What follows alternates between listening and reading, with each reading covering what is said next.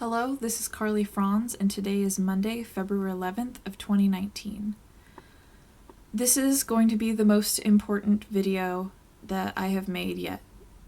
I'm going to be telling you the names, the places, and everything. So if somebody could please, in case anything happens to me, if anything should happen to me after divulging this information to the public, I hope that somebody will save this video or download it to their computer and maybe re-upload it in the future, because I think that after this video I will be facing some serious repercussions for what I'm exposing. I had to type it out because there's so much information and I want to keep the video at, under like 20 minutes because there's just a lot to talk about, and I know that when I'm just kind of talking from the heart, I usually pause, or I might, lose my train of thought. So I'm going to be reading off of a document that I typed up because it's just going to be better that way. This is a detailed written account of my events. These repressed memories surfaced in mid-August of 2018 through January of 2019, over 2 decades after the abuses took place. My parents, Karl Walter Franz and Holly Marie Johnson, got married in 1989, and I was born in 1990. My father's father, so my grandfather, Hilmar Franz, purchased a home in La Mesa, California for my parents to live in. However, the title was never given to them. It was always kept in my grandfather's name, albeit the house is currently in a living trust, cryptically named the Franz Survivors Trust. My parents divorced in 1992, and while my father continues and still does, he lives in this house, my mother moved out to live with her sister Shelley and brother-in-law Charles in neighboring Spring Valley, California, in a house on Bancroft View Drive. My parents had joint custody of me, with my mother being the primary custodian.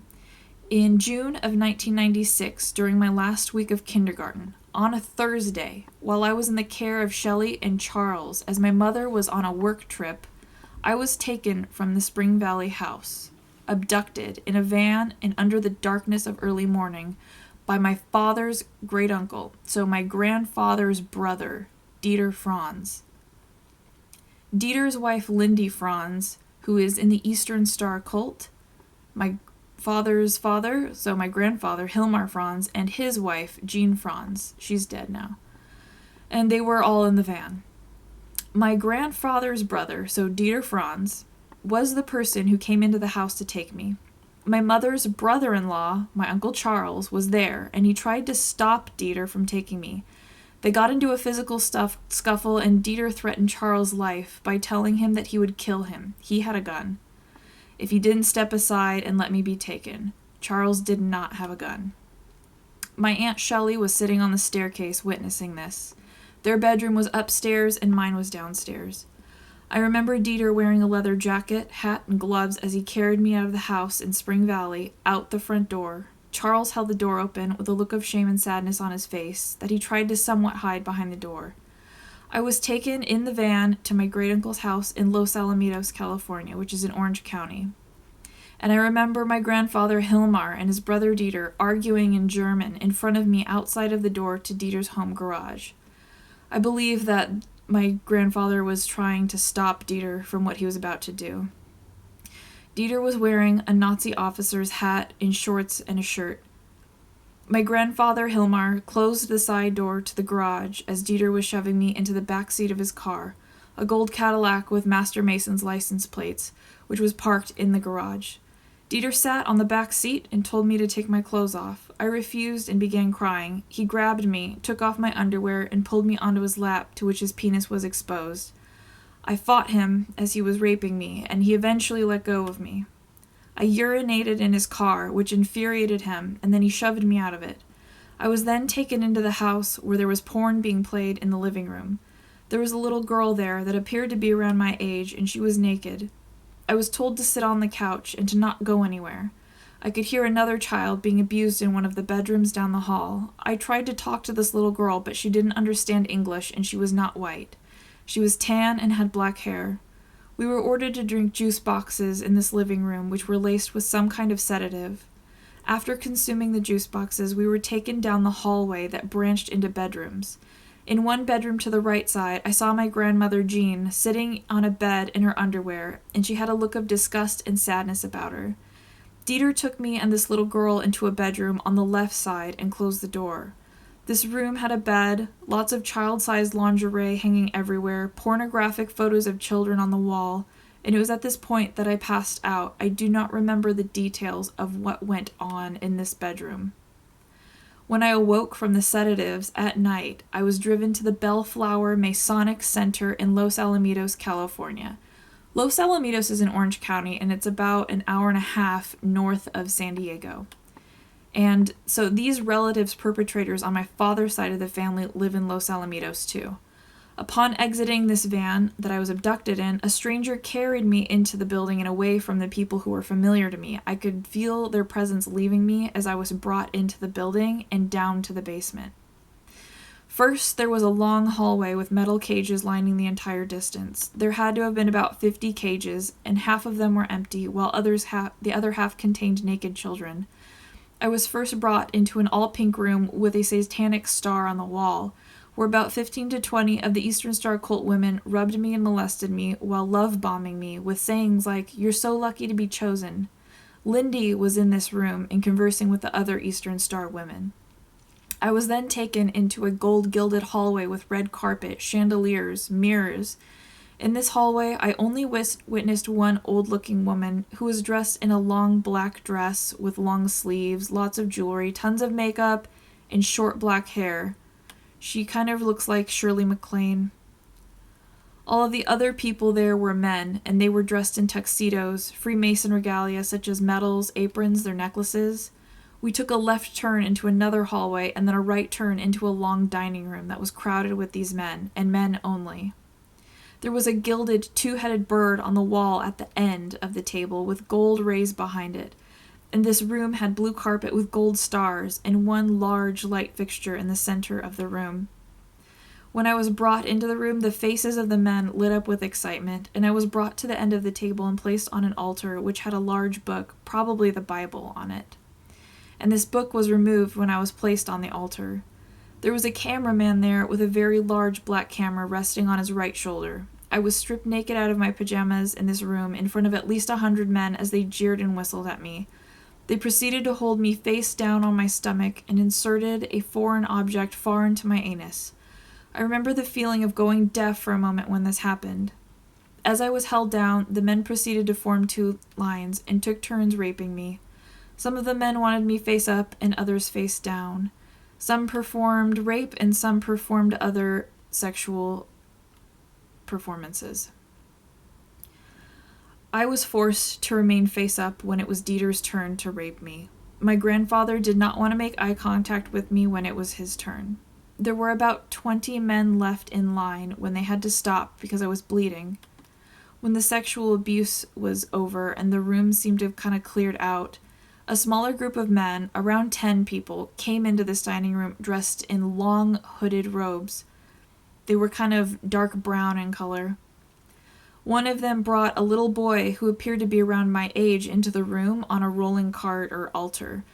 This little boy was strapped to the cart he was on, and one man in a hooded robe began to cut the boy open in the chest and proceeded to torture him. There was a man standing a little ways behind him wearing what appeared to be a cow skull or goat skull.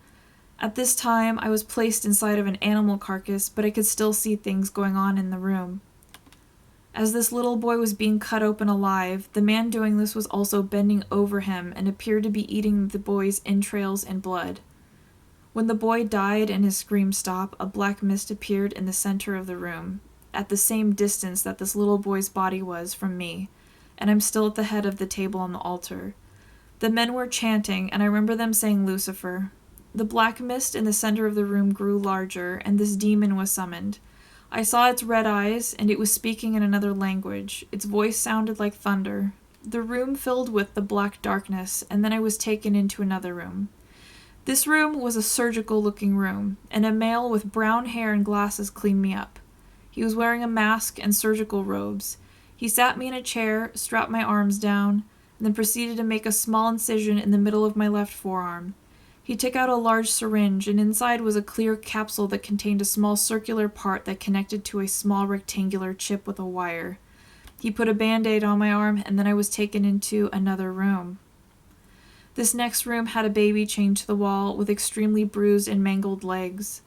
Another baby was brought out on a cart, and this baby was white and wearing a diaper.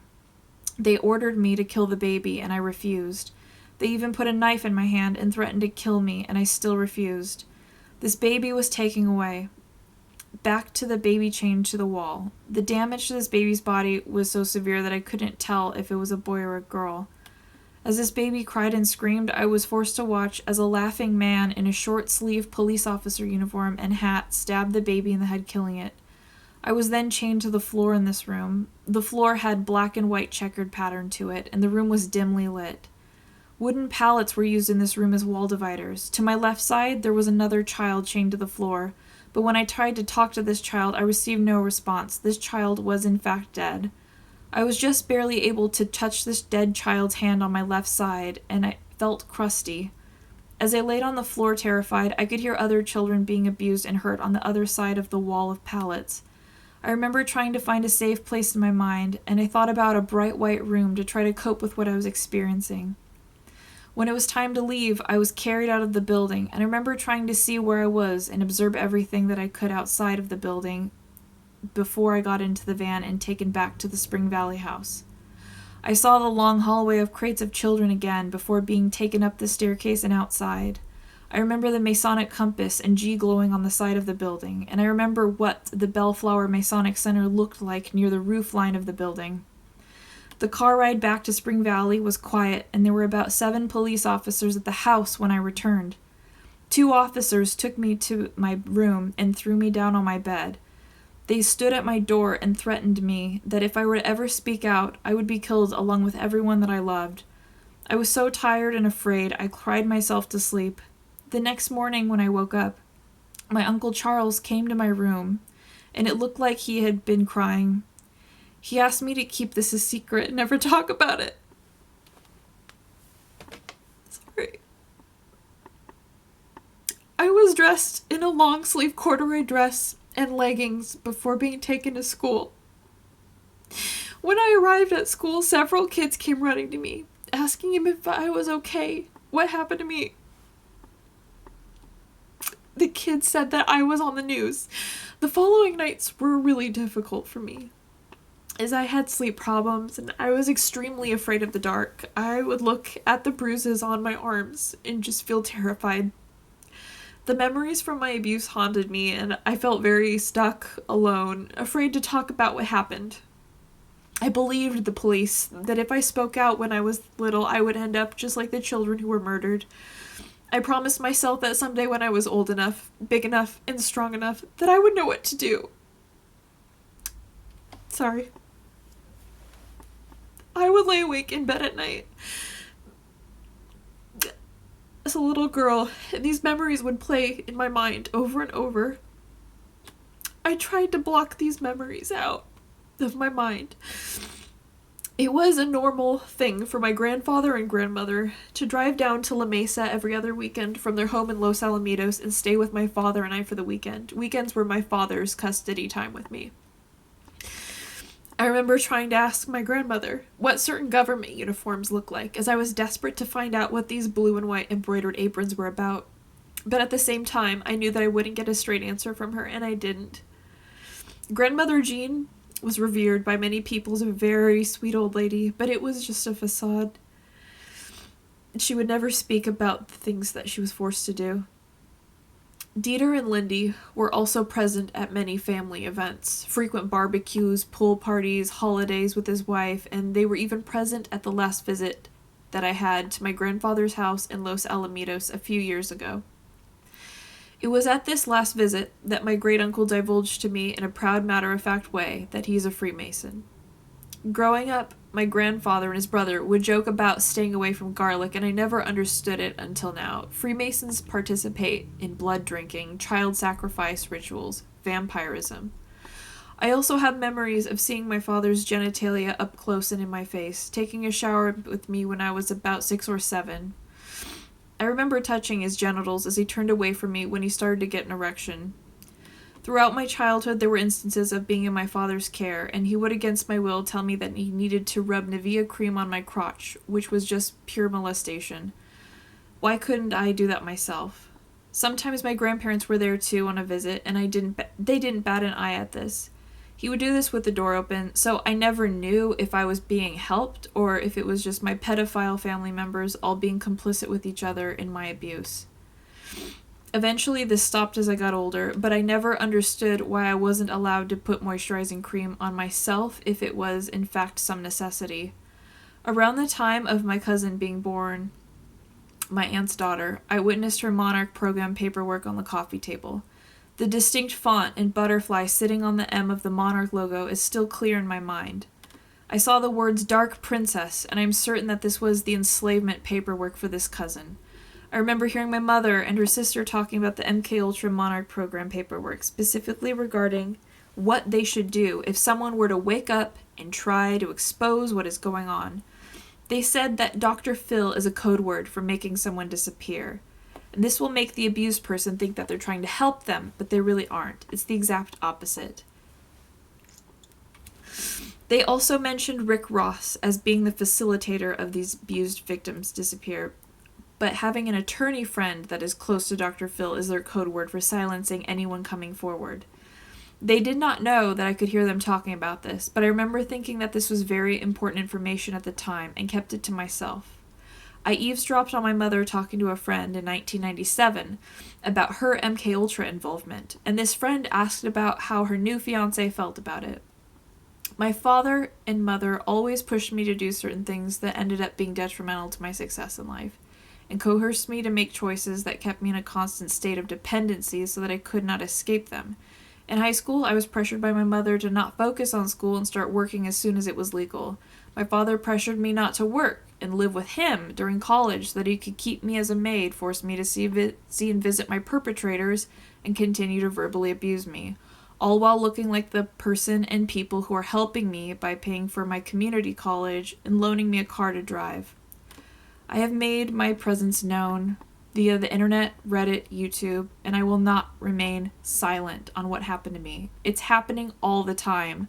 The police, CPS, Freemasons, doctors, therapists, nurses, Department of Defense, the CIA, the Department of Health, they are all complicit in the abuse that took place because they are all in the cult of concealing each other's crimes. Freemasonry and Order of the Eastern Star.